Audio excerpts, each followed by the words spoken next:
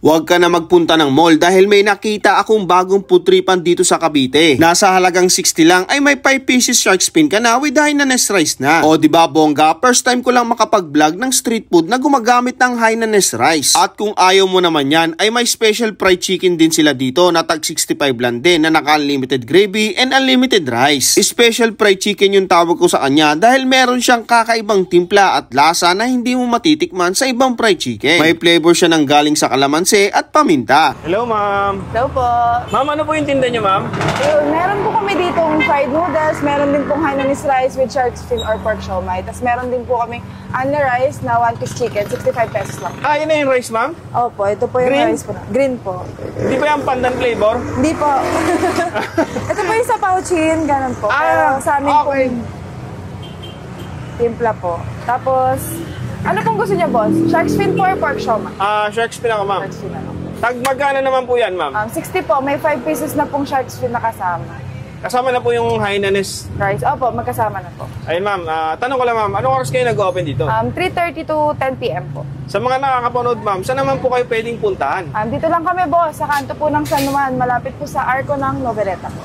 Ayun, ma'am. Ano pong pangalan ng tindahan niyo, ma'am? Vegetarian, boss. Yung pinaka-bestseller niyo dito, ma'am, na pinaka-budget niyo? Yung chicken po talaga yung dinadayo po sa amin, tsaka yung mga fried noodles po na. Ito po. So, ito na po yung ma'am, ha?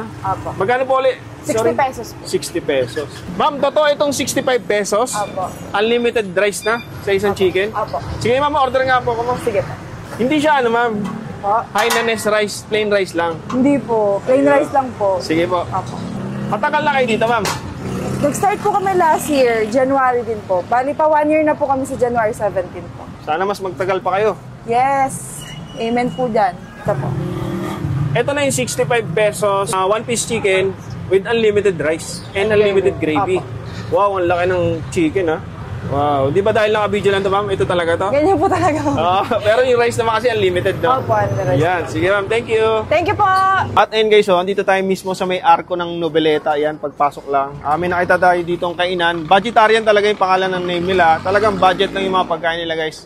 Imagine niyo 65 pesos lang. Meron ka ng ganito kalaki na 1-piece chicken. Ayan. Tapos naka-unlimited rice na rin kayo at unlimited gravy. At syempre, yung isa sa mga kakaiba dito sa kanila, ito guys, itong shark fin na fried na may kasamang Hainanese rice. Ayun, shark fin. May shark fin na to guys, tapos may kasama rin siyang Hainanese. 5 piraso yan, 65 pesos to. Para siyang sa pauchin, ayan o. Ako madalas ako kumain sa pauchin eh.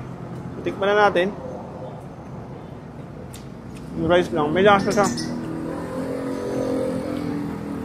Shark fin. Nalo Sulit na ito sa 65 pesos. Although na medyo malayo yung lasa nila sa pauchin. Pero panalo to. May sarili siyang sarap.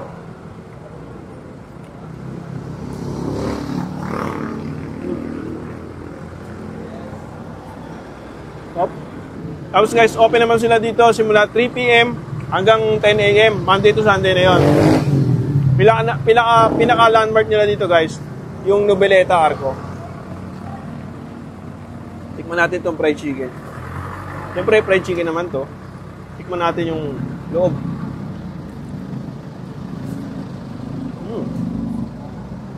Juicy. Sulit na ito, 65 lang.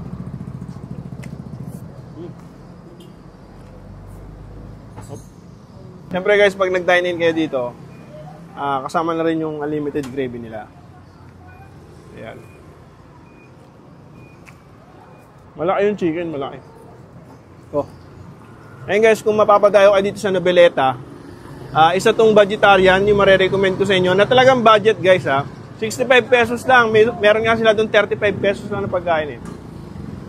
Tayo na kayo dito guys. Maraming salamat.